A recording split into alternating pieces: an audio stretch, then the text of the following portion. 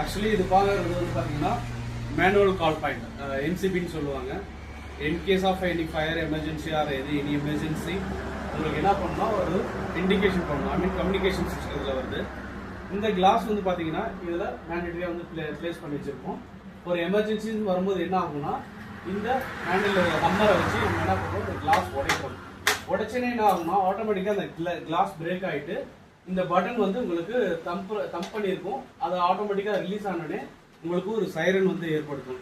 அதுக்கு முன்னாடி இது வந்து பார்த்தீங்கன்னா ஜஸ்ட் எலக்ட்ரிக்கல் சுவிட்ச் மாரி தான். அது ஒரு பிளக்இன் கொடுத்து பவர் கொடுத்து வச்சிருக்கோம்.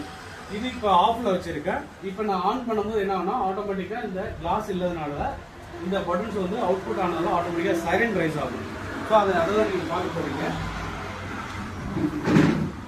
ஸோ ஆஃபீஸில்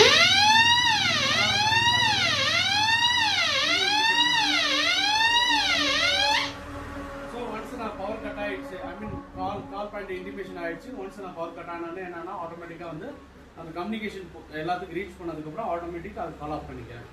எகைன் அப்புறம் என்னன்னா இந்த கிளாஸ் வந்து ரீப்ளேஸ் பண்ணணும்.